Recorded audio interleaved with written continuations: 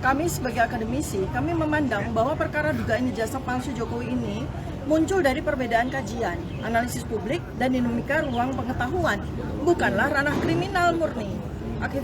Aktivitas ilmiah selalu berangkat dari pertanyaan masyarakat, keraguan metodologis, dan upaya memahami realitas secara lebih dalam. Karena itu, penyelesaian perkara seperti ini secara hukum sangat layak untuk dipertimbangkan melalui mekanisme penghentian penyidikan atau SP3. Diskusi kami dengan tim penasehat menunjukkan bahwa tidak terlihat adanya unsur kriminalisasi apapun, unsur pidana apapun, dan tidak ada kerugian material apapun yang terukur. Dan subjek perdebatan lebih dekat pada wilayah akademik ketimbang kriminalisasi. Dari sudut pandang politik negara, langkah demikian juga membuka ruang stabilitas sosial, mencegah polarisasi berkepanjangan, serta menjaga wibawa institusi penegak hukum di masa ketika publik membutuhkan ketenangan dan kepastian. Kami juga ingin menegaskan bahwa negara modern hanya dapat maju bila memberikan jaminan kuat terhadap kebebasan akademik.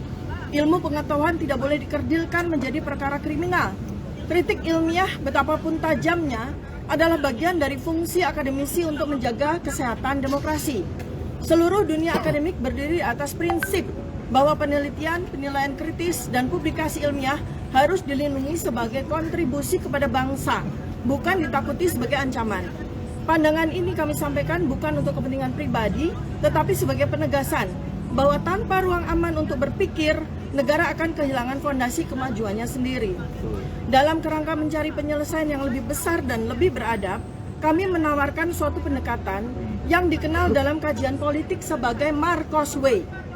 Pendekatan ini menempatkan kemanusiaan sebagai pilar penyelesaian. Dalam berbagai negara, ketika tekanan publik terhadap seorang mantan pemimpin mencapai titik yang sangat tinggi, negara memilih memberikan ruang pemulihan, bukan konfrontasi. Terlebih kami memahami bahwa tekanan politik berkepanjangan dapat berdampak serius pada kesehatan fisik dan mental seseorang. Dalam hal ini adalah mantan Presiden Joko Widodo. Stres akut, penurunan imunitas, hingga risiko komplikasi medis. Karena itu, menyediakan jalan keluar berupa kesempatan untuk menjalani perawatan medis di luar negeri dapat menjadi solusi yang elegan dan manusiawi.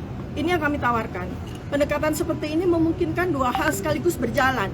Di satu sisi, negara menjaga keterangan publik dan menghindari eskalasi konflik. Di sisi lain, pihak yang bersangkutan tetap mendapatkan ruang penghormatan dan perlindungan kesehatan. Inilah pilihan penyelesaian yang tidak merendahkan siapapun, sekaligus membuka jalan bagi negara untuk memfokuskan energi pada masa depan dan agenda pembangunan. Tiga gagasan ini kami sampaikan di dalam forum yang sedianya kami hadir, Komisi Percepatan Reformasi Kepolisian ini, sebagai sebuah pandangan intelektual dan akademisi. Indonesia membutuhkan keteduhan, kecerdihan nalar, dan keberanian untuk memilih solusi yang menjaga martabat semua pihak. Sebagai akademisi, tugas kami adalah menawarkan perspektif yang luas, bukan menghakimi, dan membantu negara melihat jalan yang teduh, bukan memperkeruh keadaan. Dan selama bangsa ini masih membutuhkan pemikiran jernih, kami akan menjalankan fungsi itu dengan penuh tanggung jawab dan kehormatan. Salam takzim dari kami, Dr. Roy Suryo, Dr. Ismon Syanipar, dan Dr. Tifauzia Tiasuma.